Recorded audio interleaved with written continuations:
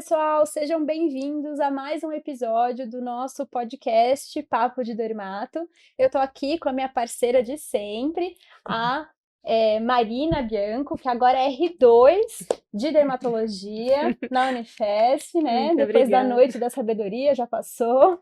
Já fui abençoada, Já foi, exatamente. Finalmente promovida para R2. É isso mesmo. Muito obrigada, sempre um prazer estar aqui. Mais uma Obrigada, Marina. convidada especial. Exatamente. Agora temos também uma convidada super especial, que é a Mayra Merlotto. Ela que fez a residência e a faculdade na Unesp de Botucatu e o mestrado também em alopecia androgenética. E aí depois ela já gostava muito do tema e ela foi para a parte de tricologia e transplante capilar, que inclusive é o tema do nosso podcast hoje, e ela fez lá no servidor municipal. Obrigada, Mayra, pela presença. É um prazerzão receber você aqui. Eu que agradeço, muito obrigada, fiquei honrada. Adoro a Elisa, conheço desde a época das provas, né? Então, a Marina tá no R2 e nós passamos por tudo isso juntas, então a gente estava sempre lá, em todas as provas, se vendo e criou esse carinho especial. Então, muito Verdade. obrigada. Admiro muito a sua jornada, parabéns, adorei conhecer aqui o Medicoff e vamos lá conversar um pouquinho de transplante capilar hoje. Muito bom. Eu queria já começar pedindo para você explicar para gente as diferenças de técnicas de transplante capilar, que eu sei que existe mais de uma. Se você pudesse explicar para gente quais são as diferenças e por que que você prefere usar mais uma ou outra, Certo. que acho que é legal para o pessoal entender. Perfeito. Basicamente, são duas técnicas do transplante capilar, a FUT, que é a técnica de retirada de faixa. Então, com um bisturi, você retira uma faixa mais ou menos de 10 centímetros de extensão e 1 a 2 centímetros de largura, faz a sutura, e a partir desta faixa, você vai separar em pequenos slices, que a gente fala, em pequenas faixas, e depois, a partir dessas, vai separar os folículos no microscópio. Então, é uma técnica que depende muito de quem vai fazer essa lapidação ao microscópio, e é uma técnica que cada vez menos as pessoas fazem, por quê? Porque você deixa essa cicatriz linear, então fica aquela cicatriz extensa aqui no couro cabeludo, e se a pessoa tem uma deiscência, alargamento da cicatriz, fica bem evidente. Para os homens, você é obrigado, né, a deixar o cabelo crescer para poder esconder essa cicatriz. Tem gente que às vezes faz micropigmentação, mas já adiantando, assim, eu não sou grande fã da micropigmentação, porque se depois, conforme o cabelo fica branco, você fica com aquela faixinha escura, e aí tem que pintar o cabelo para camuflar aquela faixa da cicatriz. Então, ela perdeu muito a força justamente pelo fato da cicatriz. E a FUT também, o corte, ele é mais profundo, então aproximadamente meio a 1 centímetro de profundidade o corte para fazer essa extração. E tem mais riscos, então tem risco de você lesar tronco nervoso, e aí uma das consequências é a pessoa ficar com parestesia em uma área extensa por anos ou até permanente. E a técnica FUE, que ganhou muita fama, né, nos últimos anos, que é a Follicular Unit Extraction ou Excision, que é a retirada de unidades foliculares. Ficou conhecida popularmente como fio a fio, mas na verdade nós não retiramos o fio, né? Nós retiramos os folículos, que podem conter de 1 até 4 fios, e é a técnica que eu faço, que eu sou especialista na FUE. Por quê? Primeiro, você não deixa cicatrizes visíveis a olho nu. Claro que se você raspar o cabelo na zero, você consegue ver as cicatrizes pontiformes, mas com o cabelo um pouquinho comprido, se o homem, por exemplo, cortar na máquina 2, 3, você já não enxerga. A recuperação ela é muito mais tranquila, é muito mais rápida, do que você ficar com aquela sutura que você não pode nem dobrar, flexionar a cabeça durante 14 dias, então a recuperação é muito mais tranquila e os resultados muito naturais, porque você já seleciona os folículos durante a extração, diferente de depender de quem vai separar isso e fazer essa lapidação no microscópio. Legal. É legal, legal. Uma dúvida mais pontual agora. Tá. Quem faz essa seleção do folículo no microscópio, quem é? É o próprio médico que faz? Como que funciona? Isso. Fica essa dúvida. Eh, como que é feita essa retirada, né? O aparelho que nós utilizamos, ele não suga o fio, ele faz um corte ao redor da unidade folicular, então ele solta o sistema de ancoragem do fio e é um corte na pele. Então, a partir disso, é um ato médico, então é o médico que deve realizar. No Brasil, pela Associação Brasileira da Cirurgia da Restauração Capilar, que é a nossa sociedade oficial, que é a ABCRC, o transplante capilar deve ser feito por médicos especialistas, dermatologistas ou cirurgiões plásticos, mas é considerado um ato médico. Então, nós sabemos que no Brasil, na Turquia, cada vez mais nós temos visto a expansão dessas franquias de empresas que fazem muito um trabalho de massa e que colocam profissionais não médicos, às vezes até mesmo não da área da saúde, para fazer isso, mas deve ser feito pelo médico. Tá certo. Pensando então um pouquinho antes, né, do transplante, existe algum tipo de preparo para transplante? Tem que ter algum tipo de preparação até no próprio couro cabeludo ou o paciente, tem que ter algum preparo anterior? Uhum. Muitos pacientes chegam no consultório, né, e falam: "Ah, você acha que eu tenho indicação, que eu deveria realizar o transplante?" E da mesma forma que para procedimentos estéticos, né, eu sempre respondo: "Eu não acho nada, é você que vai me dizer", né. Então é o quanto o grau de calvície, a alopecia, aquela condição, leva um incômodo, uma baixa autoestima para a vida da pessoa. Mas aí dependendo de cada caso, se por exemplo, for uma alopecia androgenética, nós sempre vamos estabilizar primeiro o quadro, antes de passar para a cirurgia, né. Então é muito importante entender a idade do paciente, o atual grau de calvície, a propensão genética, então como esse paciente pode evoluir ao longo dos anos, porque o resultado do transplante ele é definitivo, então aonde nós colocamos os fios, eles não vão cair, porque eles funcionam como, quem determina o funcionamento, né, desse folículo é a origem genética dele. Então, se nós retiramos de uma área onde não sofre calvície, ele vai continuar assim. Então, aonde você coloca, ele não vai cair. Só que toda a extensão do restante do couro cabeludo pode continuar sofrendo o seu curso natural da calvície. E, por exemplo, se você faz um transplante em um paciente com 30 anos que só tem uma entradinha, mas depois de 10 anos abre uma coroa aqui super extensa, uma rarefação super extensa, já não combina com aquele desenho mais fechado, mais agressivo que fez 10 anos antes, né. Então é muito importante entender quem é aquele paciente naquele momento, mas sempre ter esse olhar para o futuro, pensando que o transplante tem que continuar bonito e adequado ao longo dos anos, Muito né. legal. Essa é uma das perguntas que eu ia deixar um pouquinho mais para frente, que você já adiantou, mas se você quiser, explicar um pouquinho melhor até, essa questão da origem embrionária e tudo, porque eu acho que isso é importantíssimo na hora da gente indicar, até o dermatologista que tá no consultório, tá ali frente ao paciente que vai indicar para um transplante, eu acho que é Uhum. importante ter esse conceito também. O primeiro conceito de, você saber que onde você vai colocar o fio não vai cair mais, então a gente vê casos que o paciente coloca aqui, aí ele fica só aqui, se ele não trata, ele começa a ficar calvo daqui para trás e fica demarcada a área do transplante. Uhum. Então eu queria, se você puder explicar um pouquinho mais sobre por que que isso acontece e frisar a necessidade de continuar tratando, né, porque Sim. a tratamento não é para a área que você colocou, na verdade é para tratar o resto. Exatamente. Então, é legal pensar um pouquinho, assim, de onde surgiu a ideia do transplante, né. Mesmo em quem tem calvície avançada, graus de calvície Norwood 6 para 7, que perdeu todo o cabelo nessa região, a pessoa mantém cabelo aqui, na região temporal e occipital baixa, né. Por quê? A teoria é que no desenvolvimento embrionário, essa região, frontal, scalp médio e até, o vértice, a coroa, a teoria que ele se desenvolveu a partir do mesoderma, né, que vai formar pele e anexos. E essa região temporal baixa e occipital se desenvolveu a partir do ectoderma. Então, são origens embrionárias diferentes e por isso que na região que tem propensão para calvície, nós temos mais receptores de andrógenos e em quem tem tendência genética para calvície, esses receptores têm uma maior avidez, né?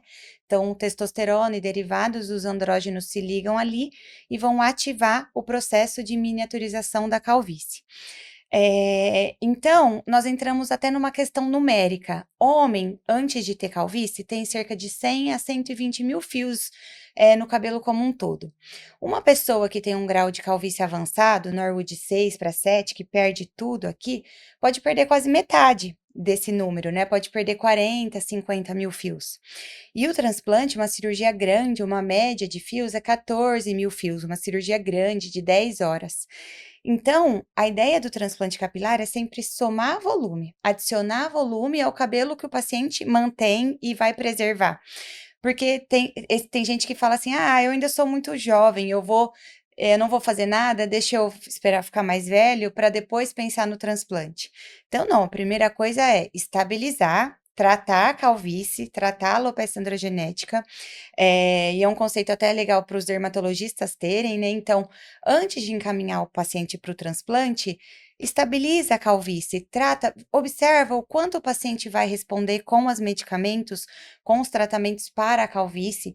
Tem gente que fica satisfeito, o paciente vai ter uma melhora ali do calibre do cabelo, aqueles fios que estavam afinando, eles voltam, tem um aumento da fase anágena, ele vai ter maior número de fios e um maior calibre, maior cobertura, às vezes posterga essa cirurgia. Então, primeira coisa é tratar antes, né, de mandar para o transplante e fez a cirurgia, somou volume, o paciente está super feliz, resolveu a questão.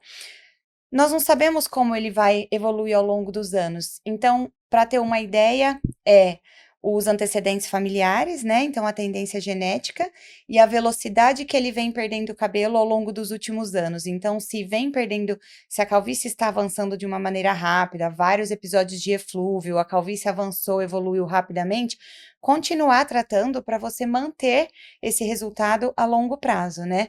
Porque então, só para a gente concluir, né? O cabelo do transplante ele vai ficar, mas toda a área que tem uma possível genética para calvície pode continuar miniaturizando, e cabelo a gente tem que cuidar enquanto tem, né? Continuar com o tratamento clínico.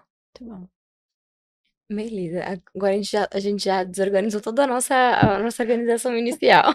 É que eu perguntei o quê? Minha Não, próxima. não, eu já Já tô com a minha sei. listinha aqui. Não, também tô organizada. Mas assim, eu queria voltar um pouco só então no tempo, só pra gente entender. Como que é feita então essa avaliação da área doadora? Pra gente pensar assim, essa área doadora é uma área doadora boa, ela tem, tem fio suficiente, não tem fio suficiente. Como que isso é feito? Legal. De maneira macroscópica mesmo, né, através das fotos, tem alguns quesitos que você consegue perceber só de examinar o paciente sem equipamento algum. Então, o tamanho da área doadora, né? Tem gente que tem uma coroa mais alta e aí a área doadora é maior. Tem gente que a coroa, o redemoinho é mais aqui embaixo e fica só uma faixinha menor. Então, você consegue observar já o tamanho dessa área doadora de maneira nítida. A região que sofre calvície, quando os fios sofrem miniaturização, ele fica mais fino e você tem uma cobertura menor. Então, principalmente assim no consultório, para fazer as fotos de calvície padronizadas, o ideal é molhar o cabelo. E quando você molha, você consegue ver certinho a área que você enxerga o fundo do couro cabeludo e a área doadora, que é onde o paciente tem o cabelo denso, mais fechado, que não sofre calvície. Fora isso, o calibre do cabelo, quem tem cabelo mais grosso ou mais fino.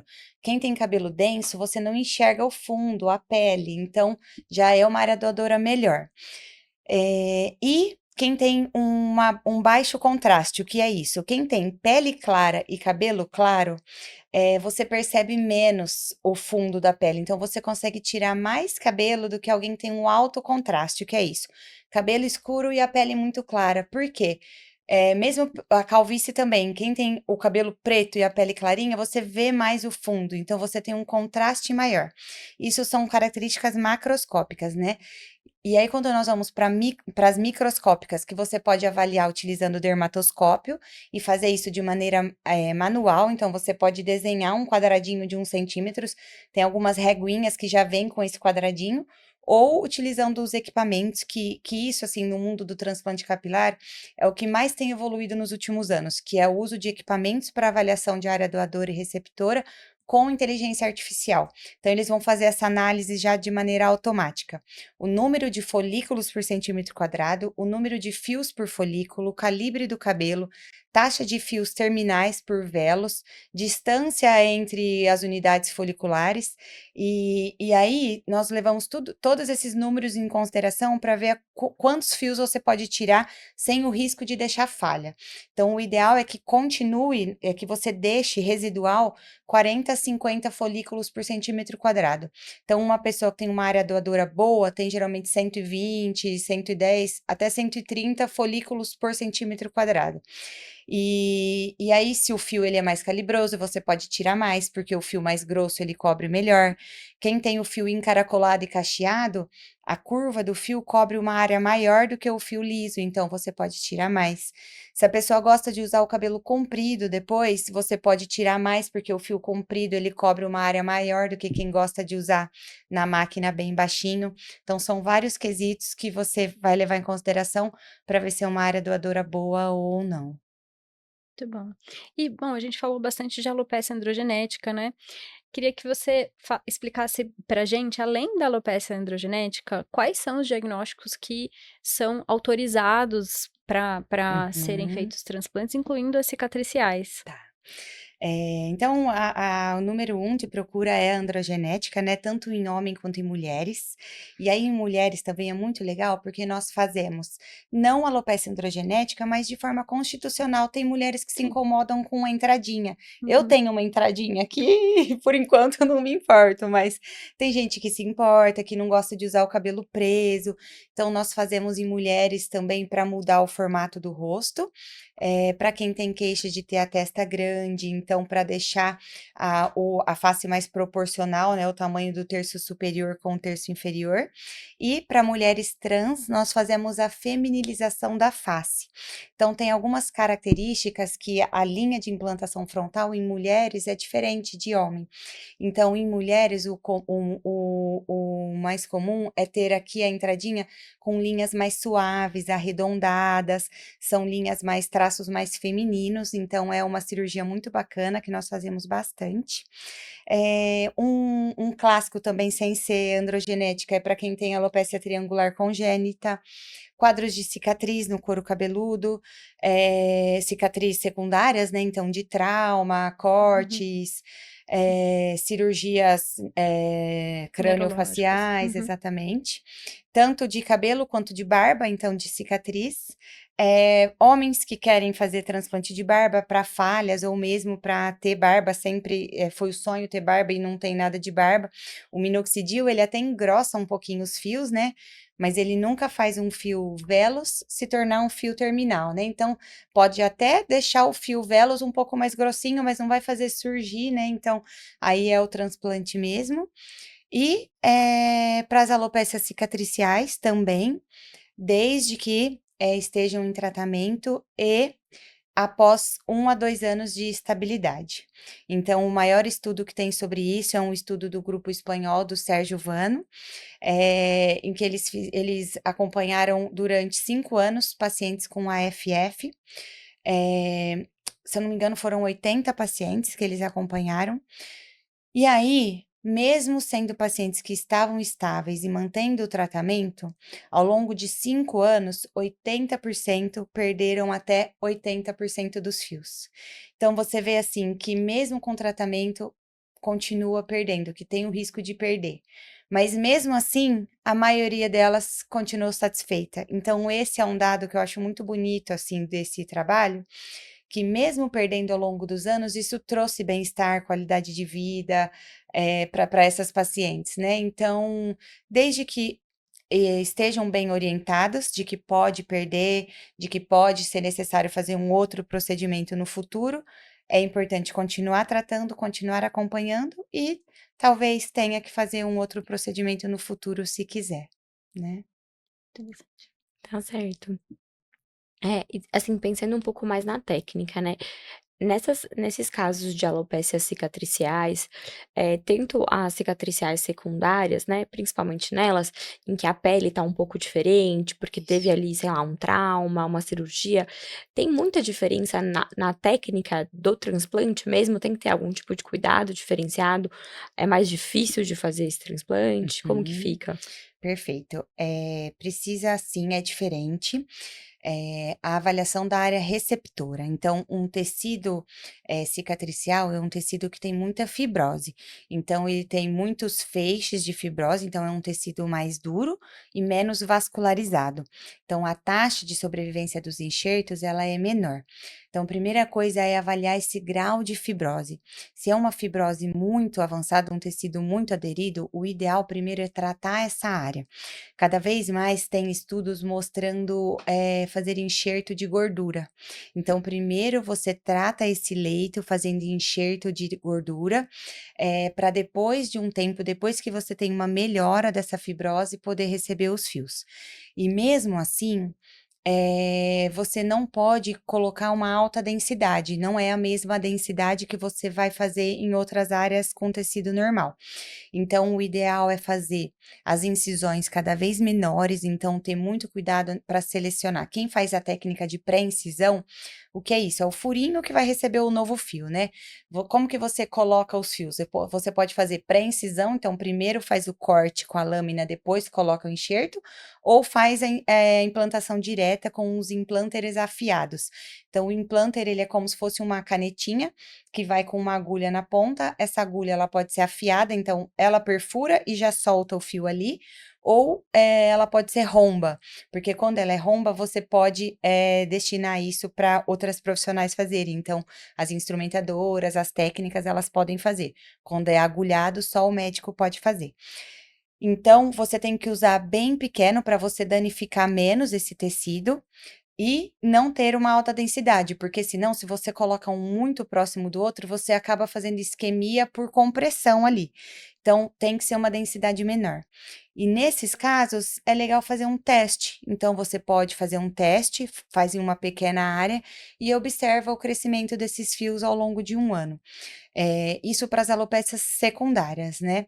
As alopécias cicatriciais, até hoje, tem muita gente que faz teste. Mas faz sentido fazer um teste, por exemplo, para alopecia frontal fibrosante? Quando que você vai ver se a paciente vai perder esse fio? Quando a doença avança. Quando a doença avança? Quando o cabelo cicla. Então, você só vai ver se a paciente vai perder esse fio dependendo da duração da fase anágena dela, depois de 3, 4, 5 anos. Então, faz sentido fazer um teste? Tem gente que fala, eu vou fazer um teste aqui nessa alopécia frontal fibrosante, depois de um ano fala, nossa, ficou muito bem, vai e faz em uma área super extensa. Mas isso não é um teste real, você não está observando a atividade de doença em um ano, você tem que esperar ciclar aquela fase anágena. Então, se você quiser fazer um teste para cicatricial, tem que esperar cerca de 5 anos. Então, para alopécias secundárias, faz sentido fazer um teste, para cicatriciais, não faz. É mais avaliar se a doença está estável mesmo. Tá. Interessante. E você falou algumas indicações de barba, né, quando a pessoa se incomoda. Para a região do supercílio, né, para a sobrancelha, Uhum. quais são as indicações? Eu vi até que você fez recentemente um Hoje caso, né, passei estava super hoje, bonita. Me conta um pouquinho, como que você indica essa região? perfeito. Você pode fazer só por estética mesmo, né? Quem gostaria de ter uma sobrancelha mais densa, uma sobrancelha maior, mais cheia, e isso é uma questão muito de tendências, né? Uhum. Quando nós éramos adolescentes, a moda era ter a Sim, sobrancelha mais super fina, fininha, super angulada, né?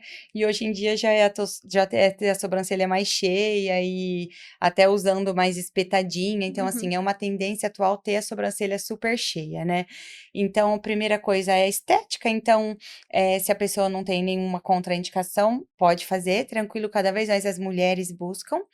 E aí, como nós vamos selecionar esses fios? Então, o ideal é que de onde nós retiramos, né, do couro cabeludo, mas ele tem que ser o mais parecido possível com o fio da sobrancelha. Então, o uso da inteligência artificial é muito bacana nesses casos, porque você avalia o calibre do fio aqui, e aí você avalia em diferentes pontos do couro cabeludo para ver aonde o calibre do fio é mais parecido. Porque não adianta também você pegar um fio muito fininho, que quando você coloca ele já não vai marcar, não vai deixar a sobrancelha cheia, mas se a pessoa tem um fio loirinho, muito fininho, e aí você tira um fio de uma área muito grossa, também fica estranho, não fica natural. E outro cuidado é, a sobrancelha, os folículos só tem de 1 a 2 fios. Então, ter esse cuidado de selecionar.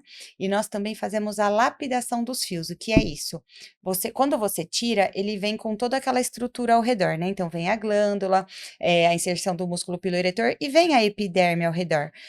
Só que se você deixa a epiderme aqui, pode correr o risco da pele ficar marcada, parecendo uma casquinha de laranja. Então, nós retiramos o topinho da epiderme no microscópio para a pele ficar lisinha, para vir só o folículo mesmo, sem para a pele não ficar marcada.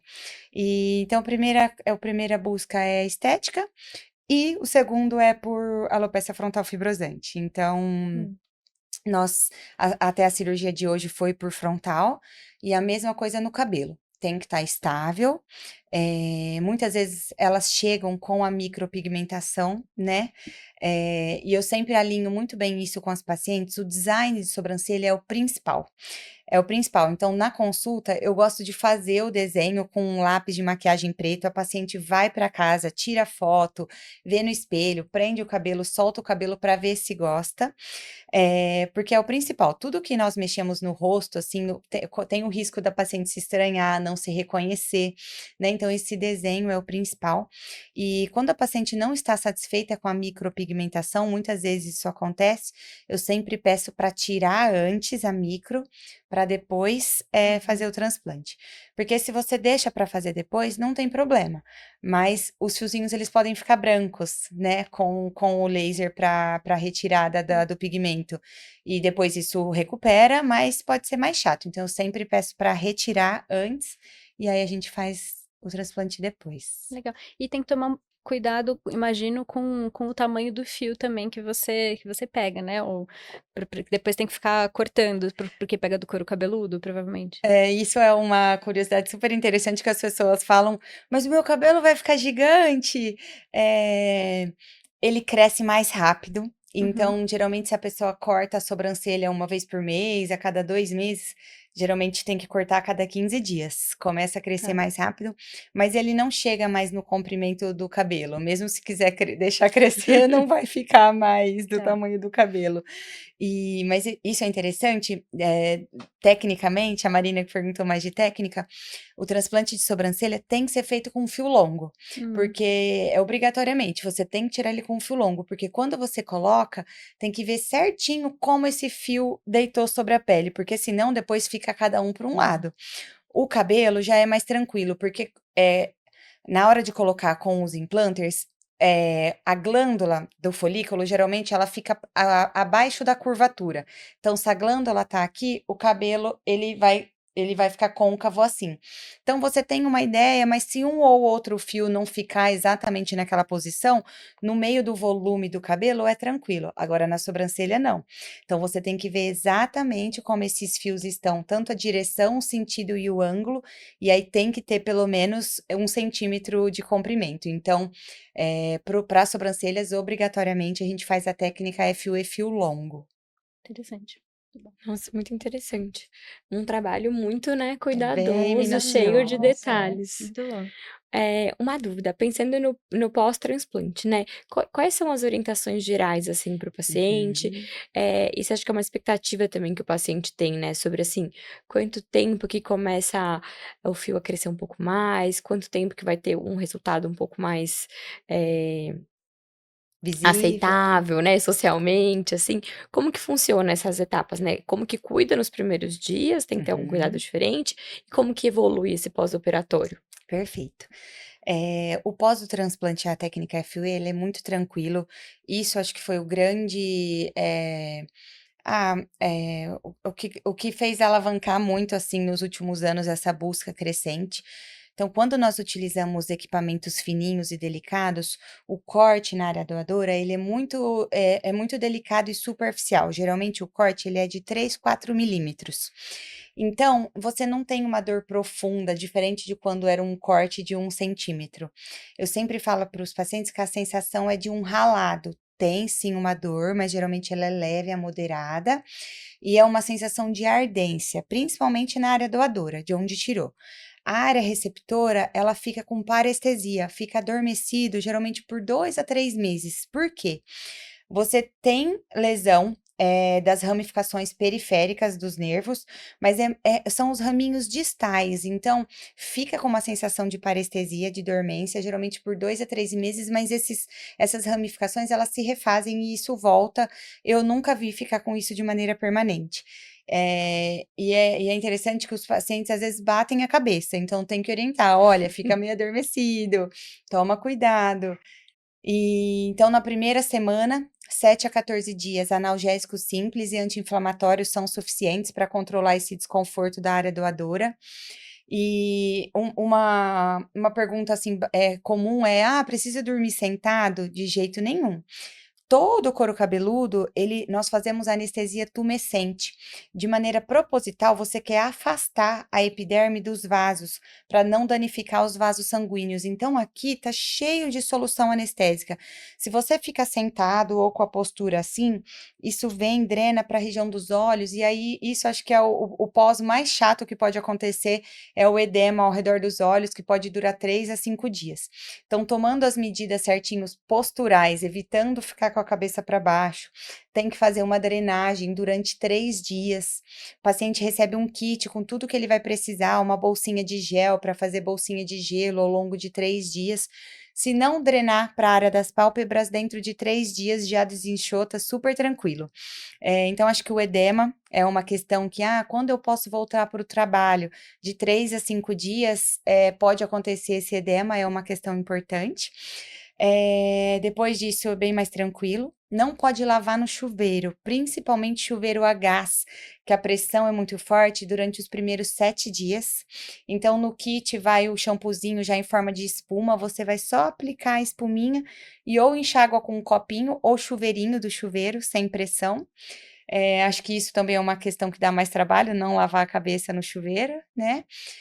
Quando os pacientes são daqui de São Paulo, a gente pede para ir ao consultório na primeira semana para fazer LED, que vai ajudar aí em dor, em cicatrização, mecanismos anti-inflamatórios.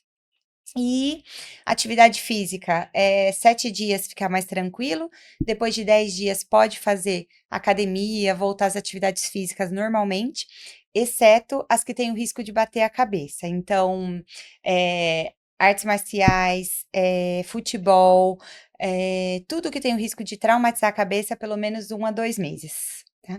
O que está muito na moda hoje em dia é beach tênis, então beach tênis pode voltar depois de 10 dias à noite.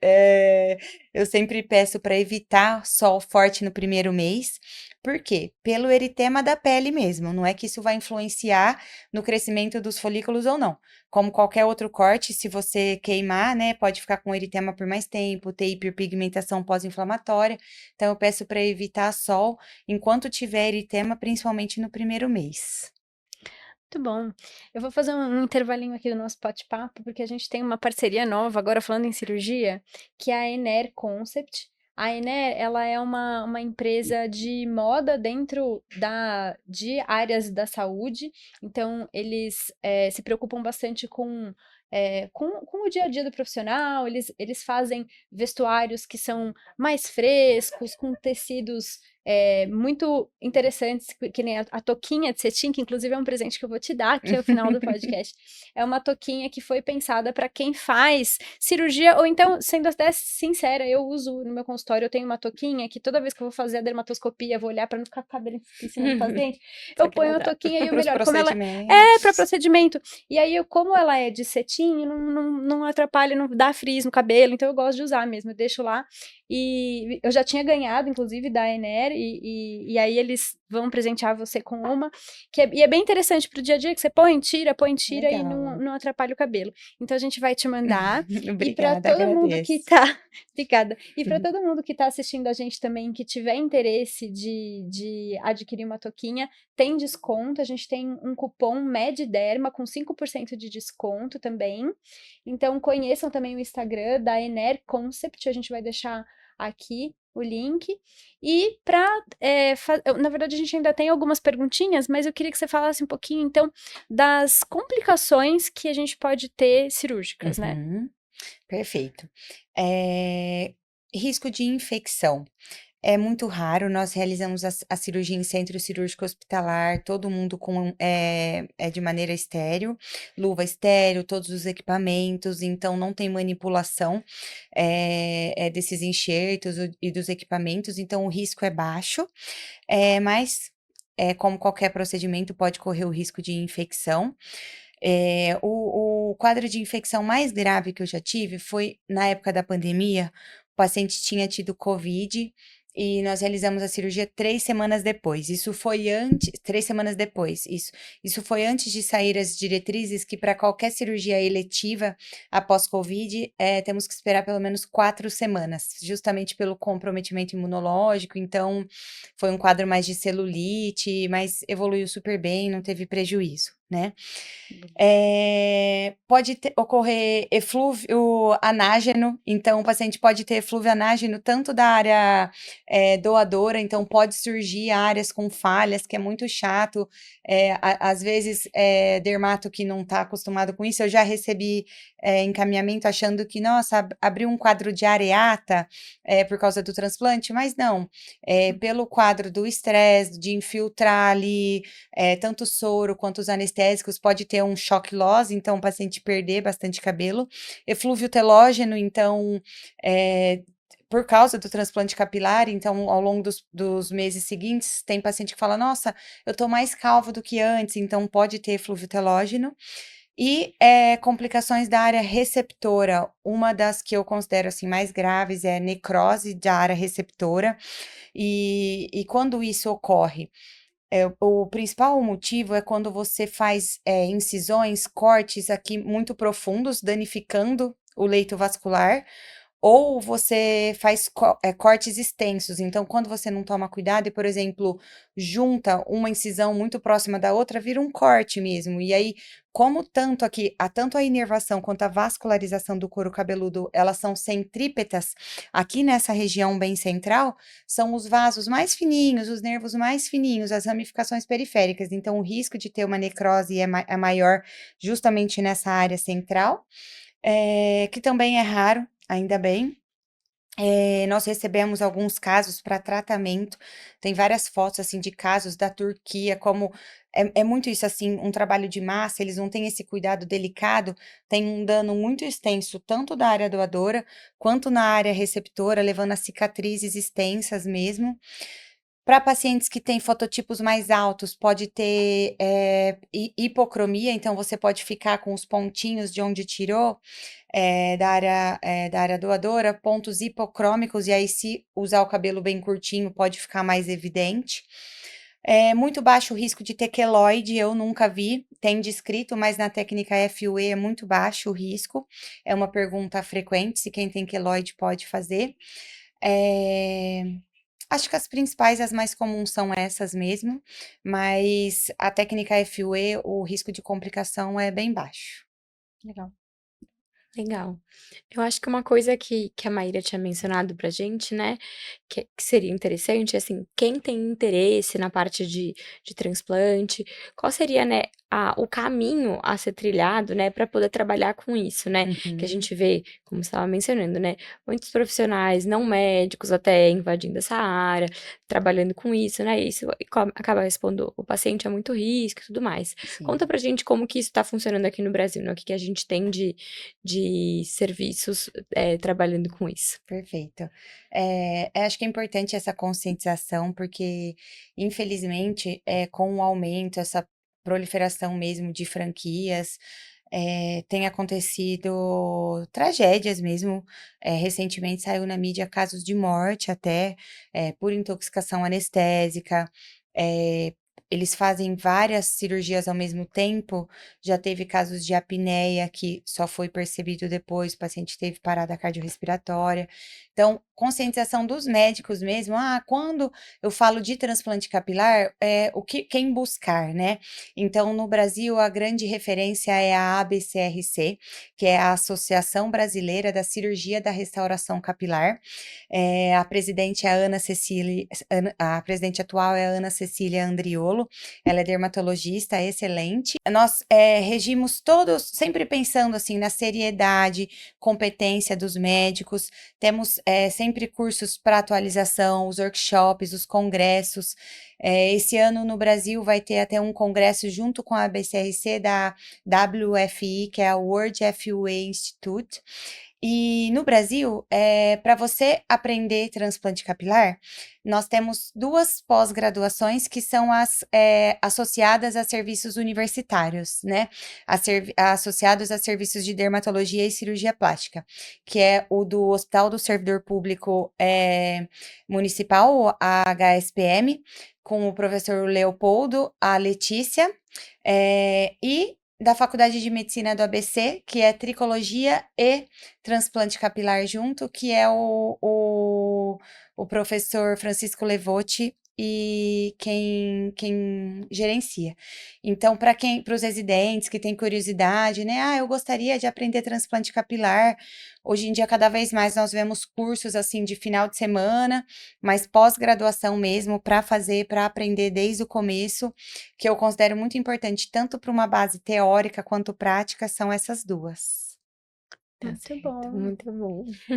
Mas, olha, foi excelente. Eu acho que você conseguiu, assim, colocar de uma maneira bem fácil para todo mundo entender. Queria deixar aberto para as palavras finais. Você tem mais alguma pergunta? Acho que não. Se você quiser falar alguma coisa, falar das suas redes sociais, pode ficar à Perfeito. vontade.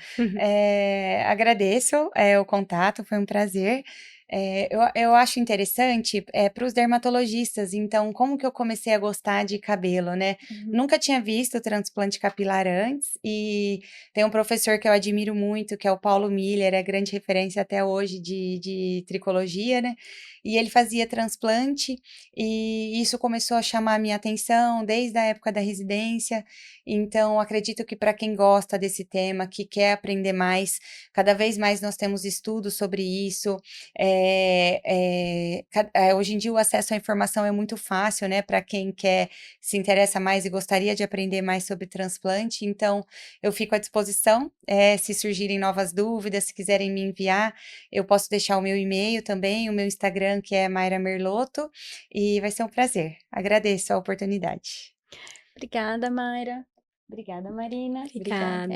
Queria agradecer também a vocês que ficaram aqui com a gente nesse podcast incrível. Tenho certeza que todo mundo que assistiu aprendeu muito. E obrigada a presença de vocês. Então, nos vemos nos próximos episódios. Até mais.